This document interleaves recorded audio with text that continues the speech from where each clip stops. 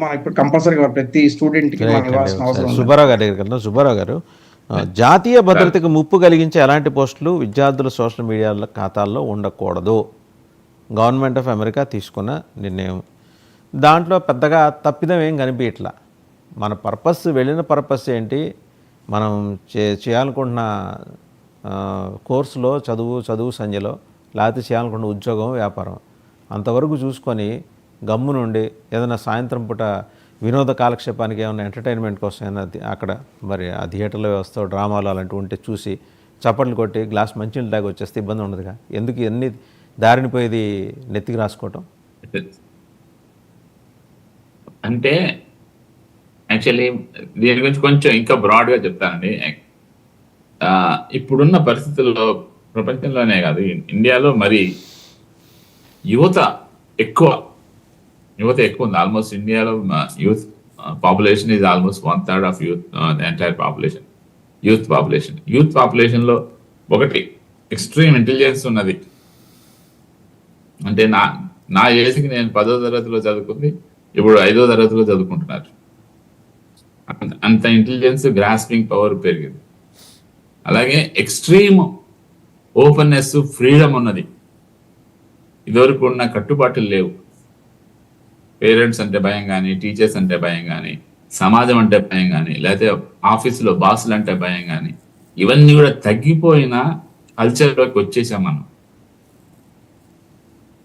ఈ కల్చర్లో వచ్చినప్పుడు ఏమవుతుందంటే అండి, చాలా వరకు ఇచ్చిన ఫ్రీడమ్ మిస్యూజ్ అవుతుంది. అంటే ఇప్పుడు నేనేదో ఆయన ఓల్డ్ మ్యాన్, నా చేస్తాం కొద్దీ నేను చెప్తున్నానని కొట్టిపారేయచ్చు చిన్నవాళ్ళు. కానీ the fact is freedom given is always misused. ఇప్పుడు ట్రంప్ ఒకదాని తర్వాత ఒకటి చేస్తున్న పని ఏమిటయ్యా అంటే, ఈ want to correct the system. It is very clear ఈ wants to correct the system. అది నచ్చకపోవచ్చు. ఇప్పుడు మనం ఇందాట్లాగిన మళ్ళీ ఫిబ్రవరిలో స్టూడెంట్స్ అందరూ హాస్టల్లోనే ఉండాలి, బయట ఎక్కడెక్కడో పోయి ఉద్యోగాలు చేయకూడదు. ఇక్కడ స్టూడెంట్ వీసా మీద వచ్చి అసలు ఆ యూనివర్సిటీలో ఉన్న ఏరియాలో ఇంకెక్కడ ఉద్యోగం చేస్తుంటాడు ఓపీటీ మీద. అది తప్పు, అది కరెక్ట్ చేశాడు. ఇప్పుడు చాలా వరకు భయం వచ్చింది.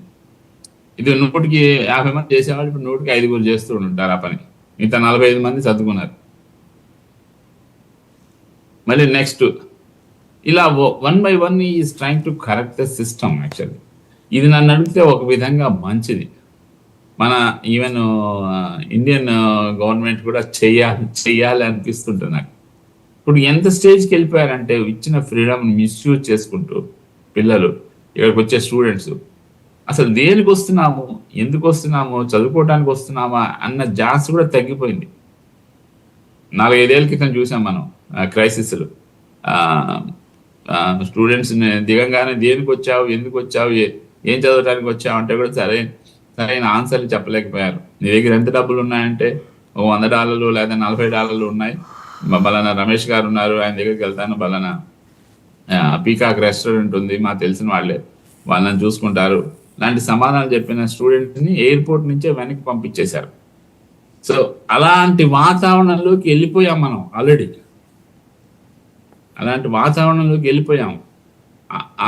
ఆ వాతావరణంలోంచి in the name of freedom let us not get in to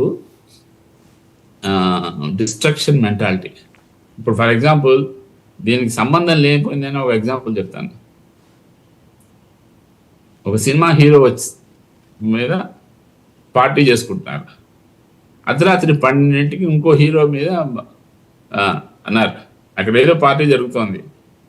2 వర్గాలు కొట్టుకున్నారు. డాలర్స్లో అరెస్ట్ చేశారు. ఎందువల్ల జరిగింది ఇదంటే, మితిమీరిన స్వేచ్ఛ, ఎక్కువ ఫ్రీడమ్, ఇచ్చిన ఫ్రీడమ్ను మిస్యూజ్ చేసుకున్న సిచ్యువేషన్. వీటిని కరెక్ట్ చేయాలి. కరెక్ట్ చేయడంలో తప్పు లేదు.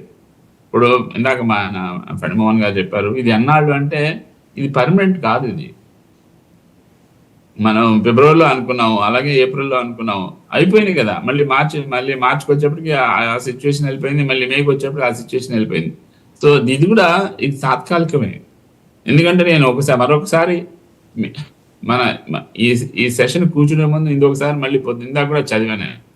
They are very categorically saying that we are not stopping the freedom of decision making of consulate officers.